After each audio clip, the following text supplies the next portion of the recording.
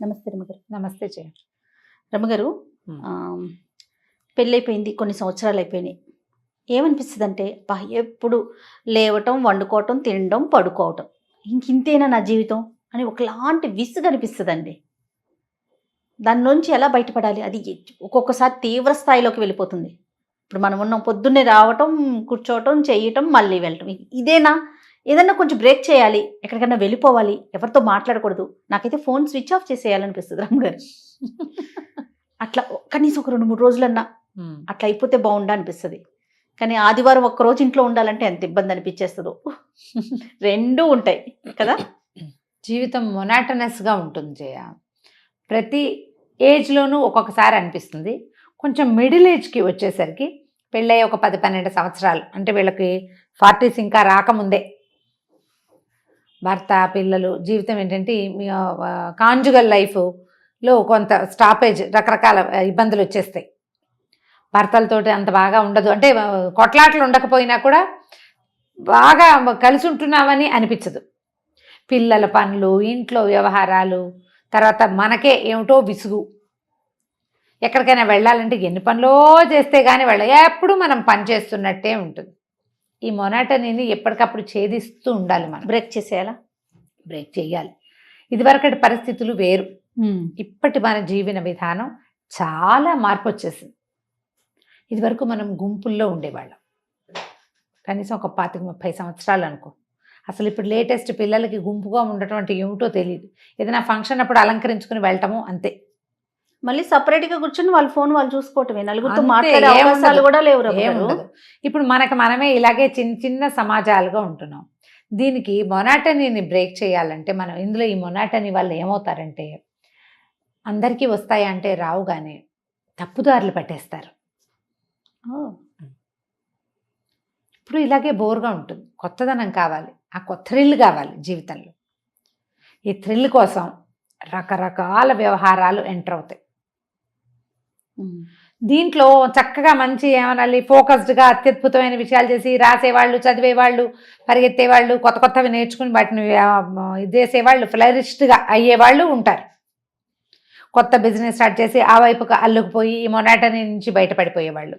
చక్కగా ఏదైనా రాయడం మొదలుపెట్టి, చిన్న చిన్న రాతలతో మొదలుపెట్టి చాలా బాగా రాస్తున్న రచయిత్రులు ఎందరో. ఈ మొనాటనీ మగవాళ్ళకు కూడా వస్తుంది, వాళ్ళని పక్కన పెడతాం, మనం ఆడవాళ్ళ గురించే మాట్లాడతాం.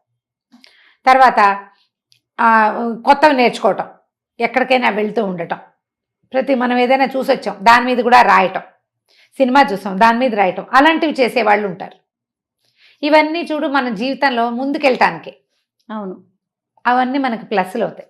ఇంకొంతమంది పరాయి మగవాళ్ళతో స్నేహాల్లోకి దిగుతారు, ఫ్రెండ్స్ మధ్య తగాదాలు పెడతారు. మొనాటనీని బ్రేక్ చేయడానికి భర్తతో కాకుండా ఇంకెవరితోటన్నా బయటికి వెళ్ళాలన్న వస్తూ ఉంటుంది. ఫ్యామిలీ విచ్ఛిన్నం అయిపోతుంది. ఈ మొనాటనస్గా ఉండటం వల్ల ఎప్పుడు అవే మొహాలు, అదే కాస్త కొత్తదనం ఎక్కడైనా కనపడితే అటువైపు ఆకర్షితులైపోతాం. అది చెడు కావచ్చు అప్పుడప్పుడు. ఇదొక సమస్య. ఇంకొంతమంది డిప్రెషన్కి లోనైపోతారు. ఈ మూడో కేటగిరీ, నేను ఇంతకుముందు చెప్పిన కేటగిరీలో అందరూ ఉంటారని నేను అన్ను. కొంతమంది వెళ్ళేందుకు అవకాశం ఉంది. ఫోన్లలో ఎవరితోటైనా చాట్ చేస్తూ ఉండటం, ఎవరితోటో మాట్లాడటం, అంతే. అంటే తమ టైంని వేరే చోట ఎంగేజ్ చేసుకుంటారు. ఈ బోర్డమ్ మంచి అవ్వచ్చు, చెడు అవ్వచ్చు. ఈ బోర్డమ్ని జయించటానికి. రైట్. తర్వాత డిప్రెషన్కి లోనైపోయేవాళ్ళు, అనారోగ్యాలకి లోనైపోయేవాళ్ళు.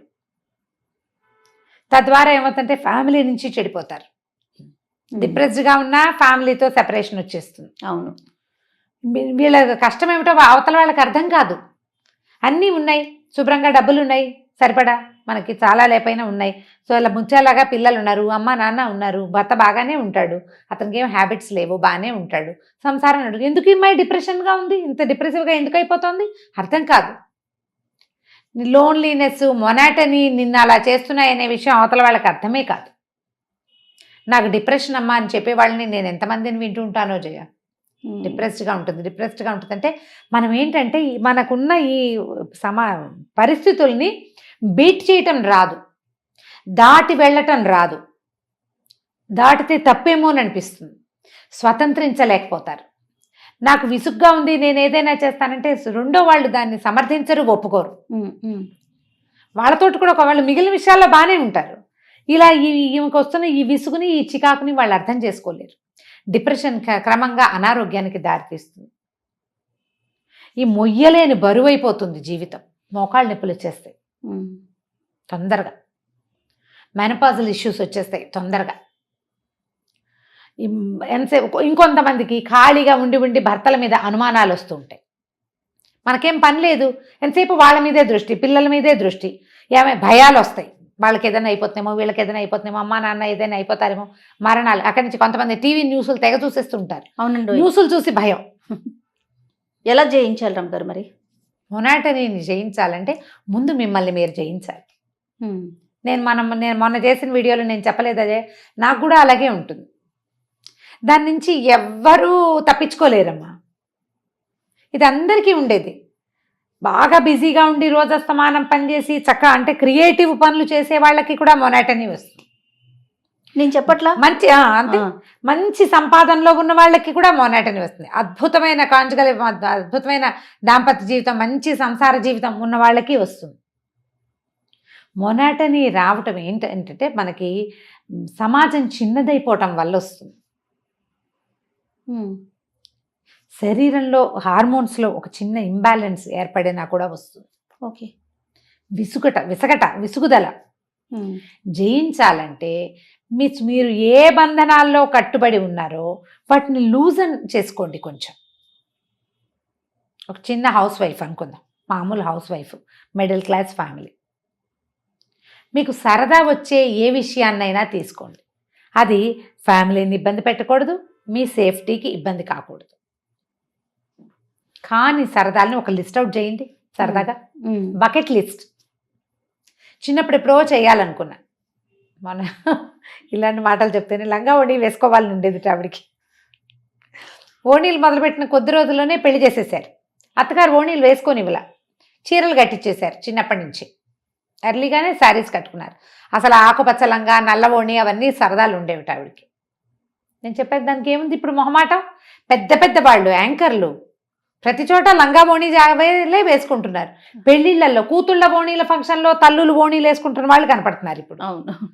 మొహమాటానికి ఏముంది, ఏదైనా ఫంక్షన్లో వేసేసుకోండి. మా వాళ్ళంతా నవ్వుతుంది, గాడిద గుడ్డు, ఏం పర్వాలా. అద్భుతమైన సెలబ్రిటీల పేర్లు 5-6 కావాలంటే నేను లిస్ట్ ఇప్పుడు చెప్పట్లా. నేను ఇప్పుడు చెప్పను, వాళ్ళ పేరు ఎత్తడం నాకు ఇష్టం లేదు. నేను వాళ్ళని తక్కువ చేయటల్లా. బాగానే ఉంది, నాకు సరదాగానే ఉంది. సరదా పడండి దాని మీద. ఏమిటి ఈ వేషం అనుకోకండి. ఒంటి నిండా బట్టలు ఉన్నాయి కదా, చీర అయితే ఏమిటి, ఓణి అయితే ఏం తేడా? నేను డ్రెస్ వేసుకుంటే అందరు కొంతమంది అడిగారు, మీరు కూడా వేసుకుంటారు, ఏంటి డ్రెస్సులో తప్పు? అదేమన్నా టీషర్టా, అదేమన్నా ప్యాంటా? కాదుగా. అవునండి. చక్కగా ఒంటి నిండా బట్టలుగా ఇక్కడి నుంచి మొదలుపెట్టి చేతులు ఇక్కడ దాకా ఉండి శుభ్రమైన డ్రెస్ ఒంటి నిండా. అంటే ప్రోగ్రామ్ ను బట్టి మనం డ్రెస్ ఉంటుంది. ప్రోగ్రామ్ కూడా కాదు, మీ ఇష్టం, అది నా చాయిస్. ఏనాటి మా నాయనమ్మ నాయనమ్మ పోయిందే 86లో. 86లో పోయిన మా నాయనమ్మ 82లో 87లో పోయారు.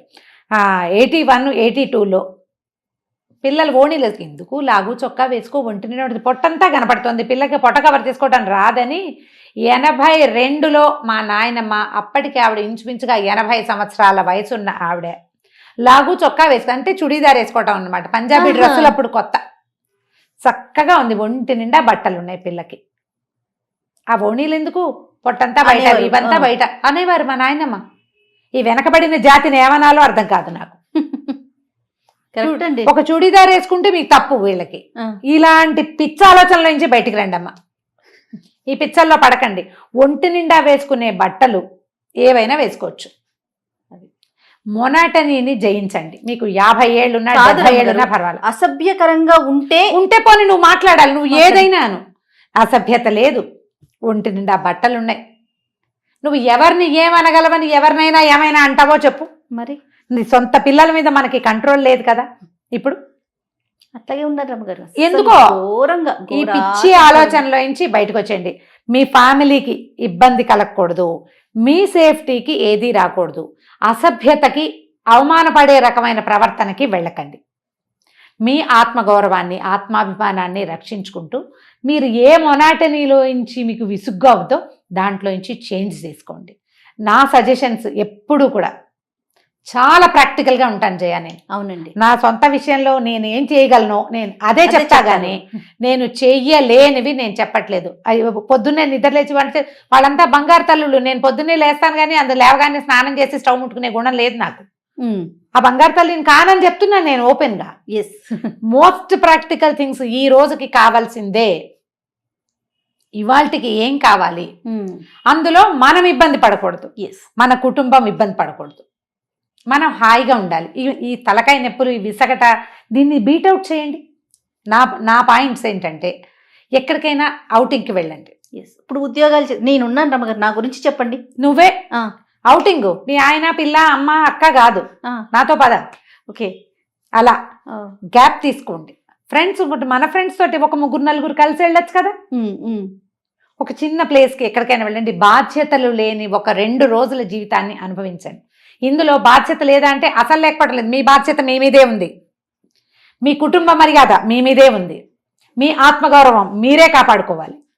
ఈ బాధ్యతను తీసుకోండి. పిల్లలు, బట్టలు, భర్త, సామాన్లు, బ్యాగ్ పెట్టావా, అది పెట్టావా, ఇది పెట్టావా, ప్రశ్నల నుంచి 2 రోజులు బయటకు రండి. ఓన్లీ 2 days అని చెప్తున్నా నేను. ఇందులో మిమ్మల్ని బరి తెగించమని ఇవి నేర్పిస్తారా అలాంటి పిచ్చి ప్రశ్నలు వేస్తే పిలిచి మరీ పళ్ళు రాలగొట్టేస్తా. ఎవరైనా సరే ఇంటికి పిలిచి పళ్ళు రాలగొట్టేస్తాను. ఎందుకు రమ్మగారు బాగా కోపం వస్తుంది జయ నాకు.